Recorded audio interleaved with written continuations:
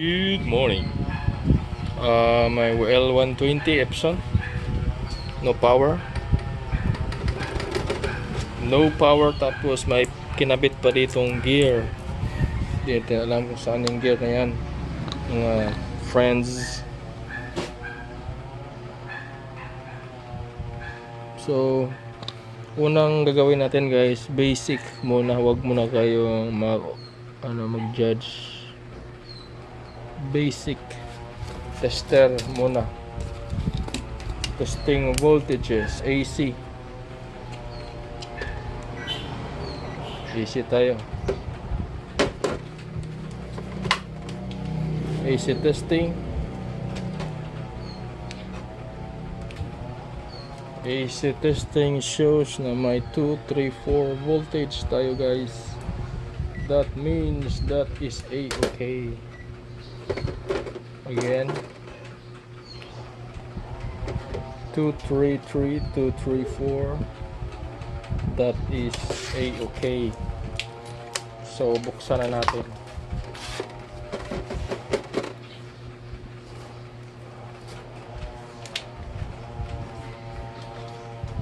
So may dalawang screw dito.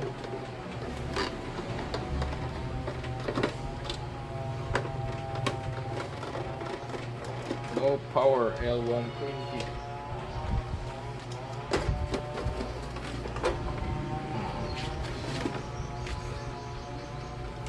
May dalawang screw din dito.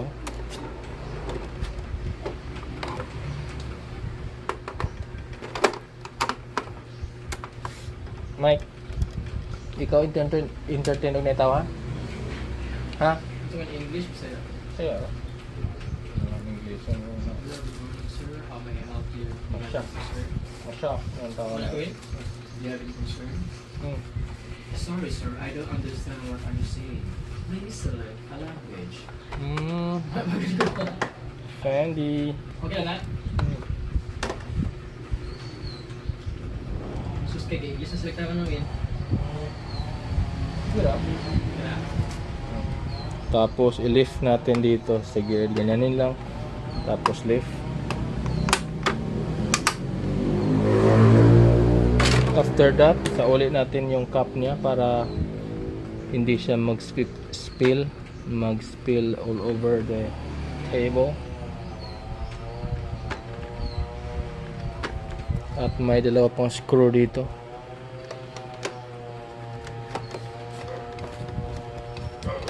Remove the 2 screws. This is the last screw.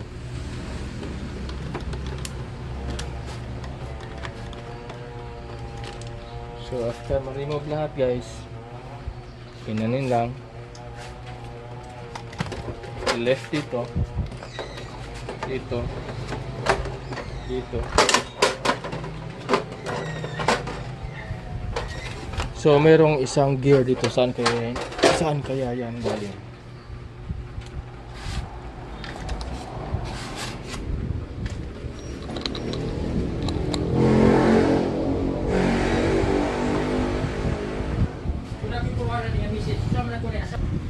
So visible check muna tayo guys.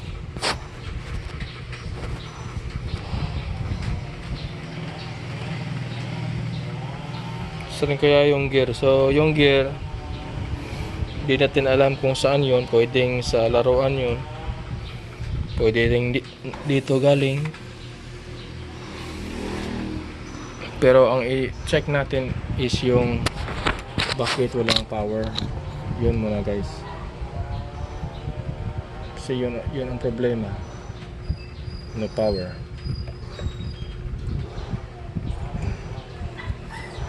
Transfer lang natin yun. At install ha.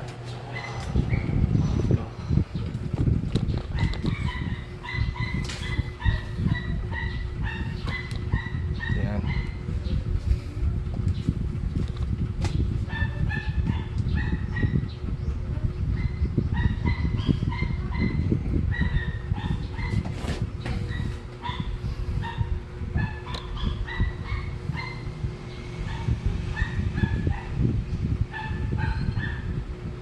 So una natin i-check is yung power supply.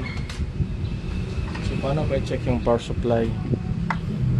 Saksak natin tong power cord. Ito yung sa power supply na linya, yung wire niya dun. So pasaksak natin sa board kung mag spark ba. So walang spark, kahit sounds man lang wala, meaning yung power supply niya sira. Test natin sa tester.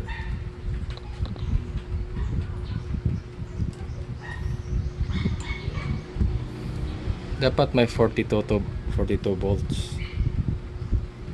Yun, wala. Pwede mo yung balik ta rin. So walang volts. Actually hindi ako nagre-repair ng power supply kasi walang masyadong parts na mabilhan dito. So mostly ang ginagawa ko, ni-replace ko agad ng bagong supply.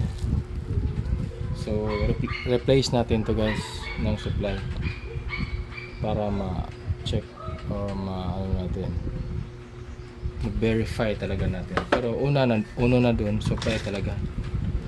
So pag replace ng supply,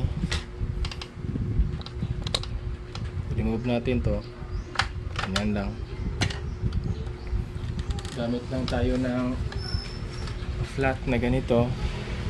Tapos dito sa may bandang wire, gananin natin, tapos ihila pababa. Ayan. Pwede ring ano yan. So yun, palitan natin yung supply.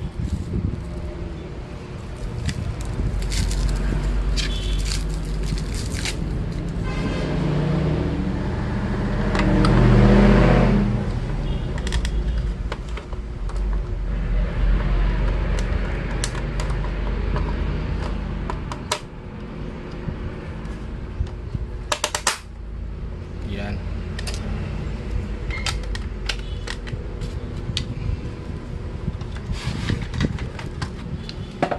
Saksak natin yung power cord.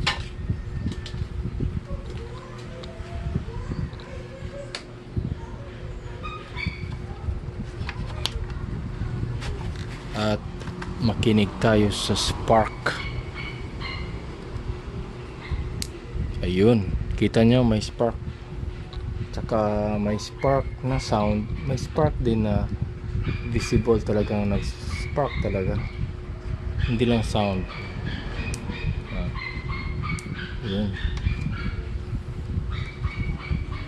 So pag power on natin yan, dapat mag-on yan,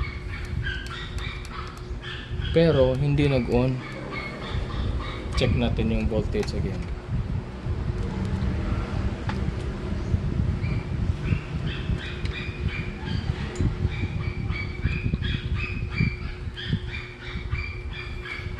So kahit ni-replace natin, wala siyang, hindi pa rin nag-power on.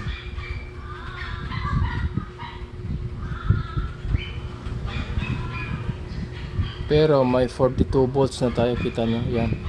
May 42 volts na tayo. Pero yung unit, hindi siya nag-power on. Check na natin continuity kung may short circuit ba.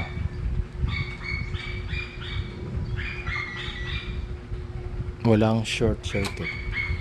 Bakit hindi nag-power on? Saksak natin ulit.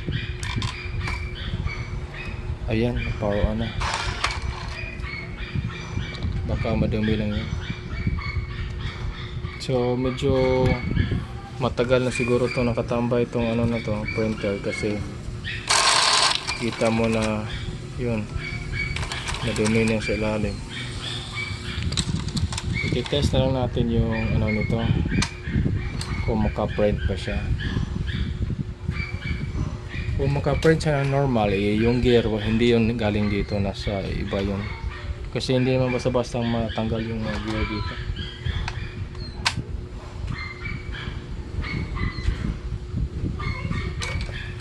Lagyan natin ng konting WD-40 dito. Itong ano,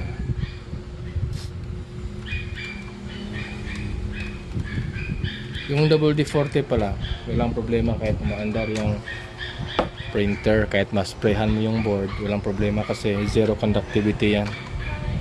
Hindi yan nagko-cause ng short.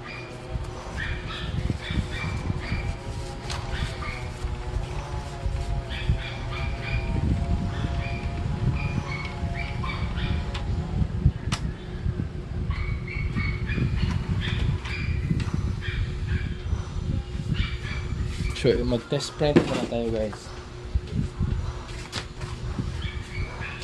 Para ma-verify natin na okay na siya o hindi.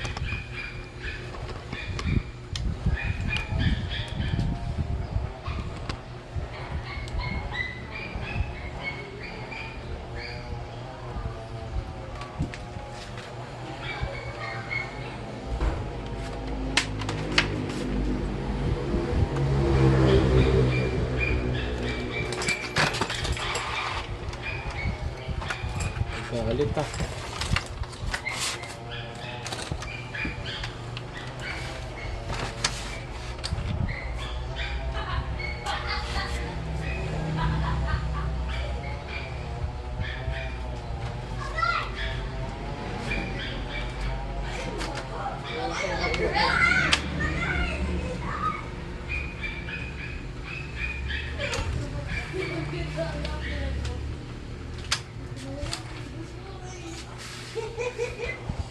Kyle, ay sigsap. Kyle.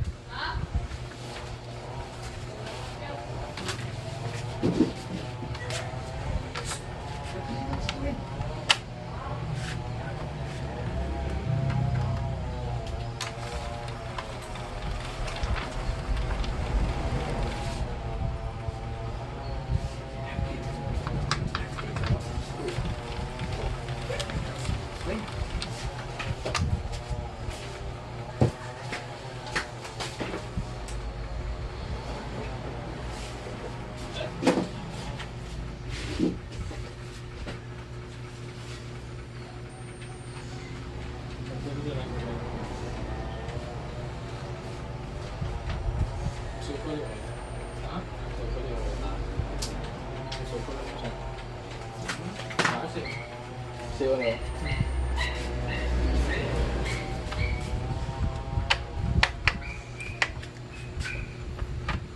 Alam pa sa nagkakita ako. Sila, sa tulo. Wala pa na. Mama niya. Suko ka sa kanila.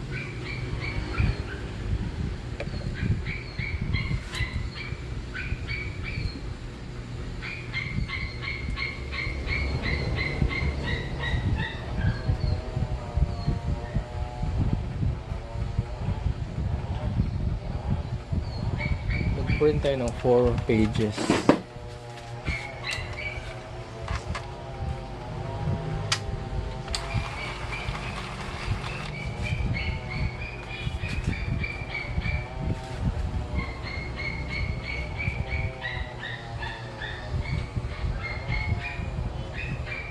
Brush pa brush. Sa bago na. Tiro ako na ako.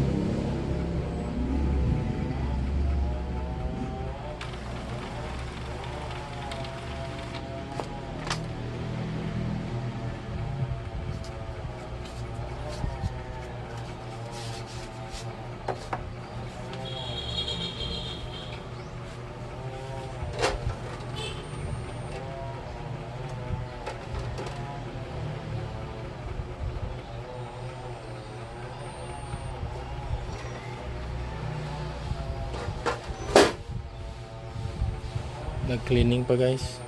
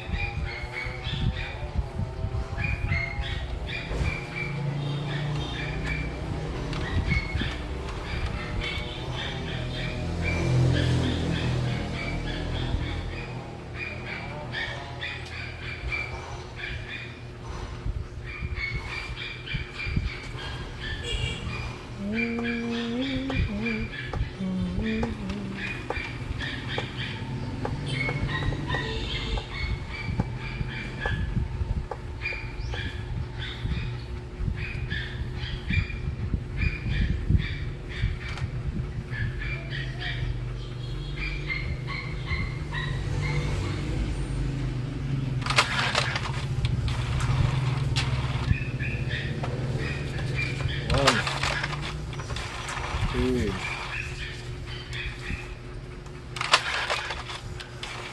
Sorry, yan na. Yung license, yung print na. So far, walang ibang problema guys. So, for this issue, power supplying nyo lang yung problema. So, wala nang ibang problema so far. Power supply lang for this one. So, thank you for watching guys. Yun lang. Yung gear niya, hindi yata yun dito kasi wala namang problema. Normally, nagpa-function siya. Walang jam. So, thank you for watching. Don't forget to like, subscribe, and stay tuned for more videos. Thank you.